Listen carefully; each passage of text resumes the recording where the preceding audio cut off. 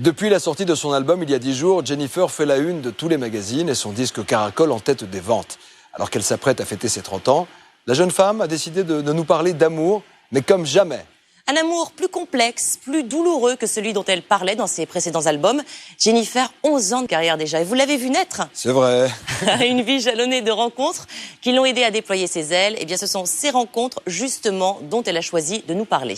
Les tours et les détours de la vie de Jennifer, le portrait est signé Olivia Fabrès. Il y a quelques jours, en plein centre de Paris, c'est dans cet hôtel que Jennifer nous a donné rendez-vous.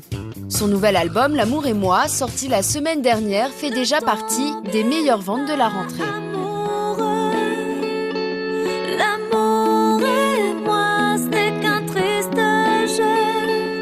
Ne tombez pas amoureux. On parle énormément de désir, de passion dans cet album-là. D'un amour qui est pas forcément évident tous les jours, oui, mais qui est délicieux, qui est quand même relativement bon. Tout au long de sa vie et de son parcours professionnel, la chanteuse a été inspirée, parfois accompagnée par des personnalités. Elle revient sur 5 coups de cœur qui ont marqué sa vie. Quand il me prend dans ses bras, qu'il me parle pas, je vois la vie en rose. 3 avril 1954, sur la scène de l'Olympia, Édith Piaf interprète sa plus belle chanson. Nous sommes 28 ans avant la naissance de Jennifer. Qu'est-ce que vous ressentez quand vous la voyez comme ça ? Je la sens authentique, j'ai l'impression... c'est extrêmement prétentieux ce que je vais dire, mais comme si je la connaissais. Et depuis petite, j'ai ce truc-là. Je l'ai découverte grâce à ma maman, qui reprenait très souvent ses chansons. J'avais le culot de les reprendre, même dès mon plus jeune âge.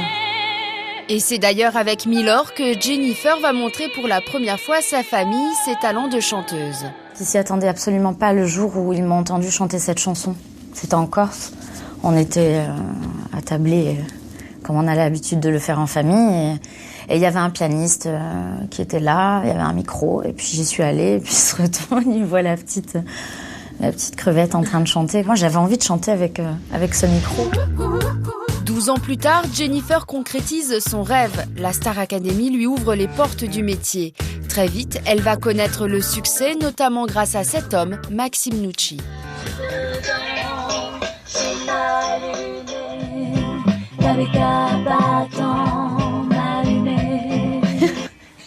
On va refaire la fondamentale Do, mais l'octave du dessus. Je suis mal dedans. Je suis mal aimée. C'est faux. Sur ces images, Jennifer est en plein enregistrement de son 3e album, Lunatique. Un album réalisé par Maxime Nucci, son compagnon de l'époque, rencontré en 2002. C'est un artiste qui m'a énormément aidée à mes débuts, à prendre confiance en moi, à aller au bout de mes idées même. On s'est complété énormément quand on a enregistré l'album Lunatique. C'est une belle personne déjà et un musicien extraordinaire. Vous avez vécu une jolie histoire d'amour, c'est le papa de votre fils. Qu'est-ce qu'il représente pour vous aujourd'hui ? Il représente beaucoup de choses. Il représente beaucoup de choses. Il représentera toujours quelque chose pour moi. Il y a 3 ans, Maxime Nucci opère un tournant dans sa carrière. Il devient Yodelis. Son album Tree of Life est un succès. Moi, je reste une de ses premières fans. C'est quelqu'un qui s'est habitué à être un peu derrière, qui est extrêmement réservé et discret, profondément amoureux de la musique. C'est un passionné. Et il a trouvé le personnage qui lui correspondait parfaitement dans Yodelis. À bientôt 30 ans, Jennifer doit sa popularité à sa musique, mais aussi à ses engagements. Depuis 10 ans, elle ne manque aucune édition des Enfoirés. Et celui qui lui a transmis ce goût des autres, c'est Coluche. Ça va les garçons ? Ah oui. Un peu froid, mais... C'est quoi ta télé ? Restaurant du Cœur, une première. Pas une minute à perdre. Dans quelques heures, 600 repas gratuits vont être distribués à Gennevilliers, au nord de Paris, sous un chapiteau. On le voit ici en 1985 pour la première collecte des Restos du Cœur. Bon, si je suis pas élu ici, ça sera pas de ma faute. Le partage a toujours fait partie de mon éducation et c'est juste normal.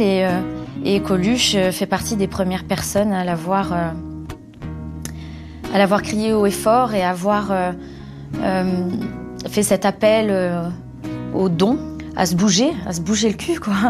À se bouger le cul pour des gens qui étaient encore dans le besoin, qui le sont toujours. Il a créé tout ça et donc j'ai beaucoup d'admiration pour lui. C'est pas quelqu'un qui mâchait ses mots, c'était quelqu'un d'extrêmement engagé. C'était pas qu'un clown. Son intérêt pour les autres, Jennifer l'a aussi démontré l'année dernière en étant jury de The Voice. Et dans cette émission, une candidate l'a particulièrement marquée.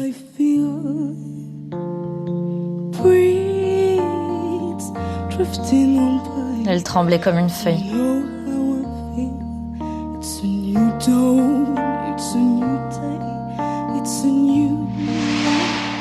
Ce soir-là, inspirée par le groupe Muse, elle reprend Feeling Good.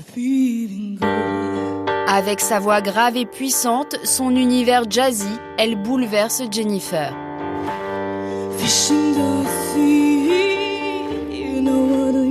Elle avait 18 ans. Elle est arrivée avec beaucoup de timidité, mais aussi une assurance. Elle savait où elle avait envie d'aller, mais pas tant que ça. J'ai été sensible à son hypersensibilité et à son charme, ce qu'elle dégageait, son charisme, sa voix.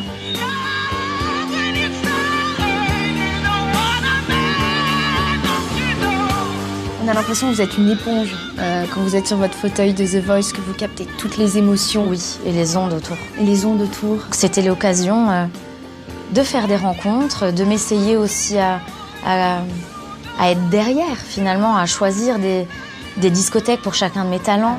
Là, pour le coup, j'étais vraiment à fond dans mon rôle et j'ai pris énormément de plaisir. L'amour et moi, ça fait 4 mois après The Voice, Jennifer sort son nouvel album. L'amour et moi est déjà 3e des ventes.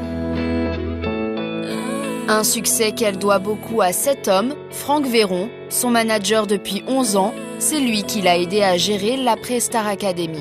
J'étais un petit peu paumée, je l'avoue. Je me rendais pas bien compte en fait de l'ampleur qu'avait eu l'émission. J'avais vraiment besoin d'une épaule sur laquelle me reposer. Et j'ai rencontré Franck, qui me protège énormément. C'est mon confident et quelqu'un en qui j'ai confiance. Jennifer retrouvera son public pour une tournée en mars prochain.